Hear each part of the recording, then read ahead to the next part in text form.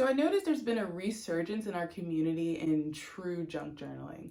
And what I mean by that is that artists have been using real junk to create their junk journals, decorate their pages, opposed to using store-bought materials that are traditional scrapbooking supplies. Some of the top and recent videos in our community has been Treasure Book's 10 free things to use in junk journals and 49 Dragonflies tutorial where she upcycled Amazon packaging to create a junk journal. Even on this channel, our top performing videos are the ones where I upcycle trash from my car or create a junk journal from an old book using really scrappy materials. The interest in these types of videos warms my hippie heart to know that we are looking to the junk that we have in our lives as a source of inspiration for our art. As a side note, I've been on a year-long quest to find out who coined the term junk journal. And through my little researching travels, I came across this article that claimed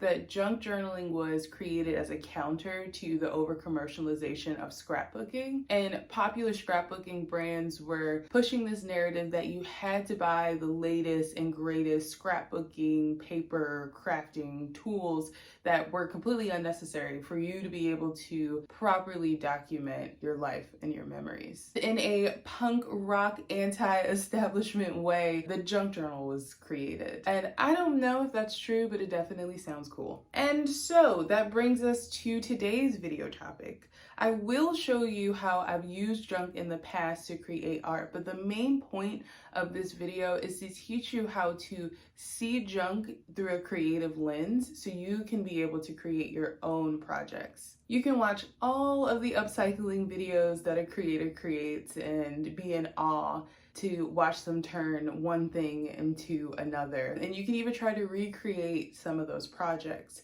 But I want you to leave this video feeling confident in your own creativity to turn trash into art. If you're new to this channel, hello. My name is Bree from 1134 Press, where we share bookmaking, journaling, and papercraft inspiration to help you document your life. Also,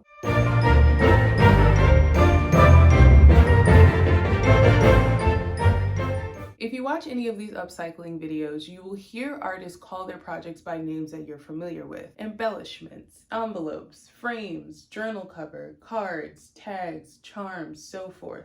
The outcomes are always beautiful and unique to each individual artist's style. However, we're all making the same stuff. So my first approach to upcycling is through the lens of a copycat. I look to places like Pinterest and Instagram to see if there's anything that I would like to recreate. And then I go to my stash of junk that I've collected and see if there's anything there that I can use to create that item. I think this approach is akin to seeing a really expensive outfit in a movie or an ad and then going to the thrift store to try to recreate that outfit. So starting with the end goal in mind, you can reverse engineer your project and use that as a way to see the junk in your life in a different light for its art potential. I started with the copycat approach first before sharing my methods for collection because I think it's important to collect with intention. When you start collecting junk, it can easily slip into hoarderville. If you're anything like me, you get overwhelmed with too much stuff. The creativity does not flow because it's all cluttered and it's just a mess. So I have 3 approaches to collecting junk. The first one is the grab bag approach, the project approach, and then the repetition approach. And I'll explain that in one moment. These 3 approaches help me avoid clutter and feeling overwhelmed when there's just too many cardboard boxes around. They also make discerning what to keep and what to throw away a lot easier. I recommend the grab bag approach if you're in a playful problem-solving spirit. If you've seen my car trash video, then you've seen me do this method. It's essentially when you go into a space and fill up a box or a bag with any of the junk that's around. And then when you get to your craft desk, try to make pieces fit together in a way that you find aesthetically pleasing. Another example of me using the grab bag approach is the collaboration I did with Amanda McCormick from Former Housewife, where we sent each other boxes of scraps and trash and gave each other a prompt to create a book from it. I love doing this project because once I feel that I've had my fill of the materials that I collected, it's easy to throw it away, recycle it, and it's not sitting on your desk cluttering up space. Because honestly, how many grocery receipts can you keep? My second approach is the project approach, which is pretty self-explanatory. You start with a project in mind and then seek out junk to create that project. So an easy example would be you want to make a fabric covered junk journal. You will need book board, the fabric, and papers. Maybe you had pasta the other night. You'll use your pasta box for your board. Maybe you have an old ratty t-shirt that you probably shouldn't donate.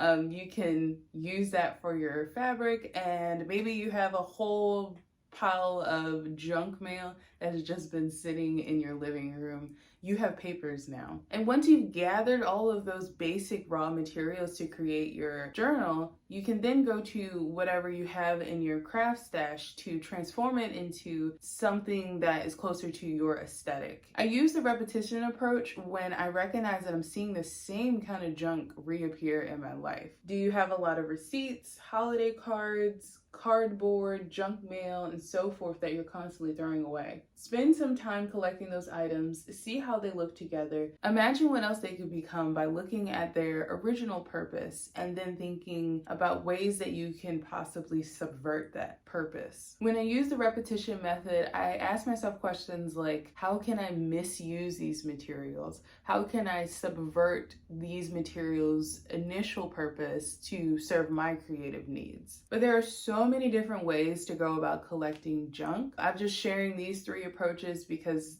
I've found them helpful in keeping my trash organized and my creativity flowing. So if you feel like you're edging on Hoarderville, or if you're not sure where to start with collecting trash and discerning what you should keep, what you shouldn't, give these approaches a try and you'll be able to figure out what to do with your junk. And my last tip is to pair the unlikely. Just because you're using junk doesn't mean that you are confined to just using that junk. Look around in your craft room to see what other traditional materials you may have in your stash and use it in an interesting way. So for instance, in I think it was part 2 of my car trash video, I made a collage with the trash and then cast it into resin and created a journal cover from that. Or it could be something as simple as running a Chinese menu through your die cut and making interesting, beautiful shapes from that. Pairing the unlikely will unlock your imagination and what you can add to your junk journals. So before I let you go to start deconstructing cardboard for your next project, let's highlight the shop Grunge Granny. Grunge Granny is a small business that offers a variety of beautifully handcrafted charms, bookmarks, printables, and more that you can use to add botanical bohemian vibes to your journals. When you get to their website, which is linked in the description below, read the About page. Grunge Granny's story is a beautiful and inspiring one. If you believe that your shop can add value to our community of creative journaling artists, make sure to leave the name of your shop in the description below for a chance to be highlighted in the next video. All right, until then, I'll see you in the next video. Bye.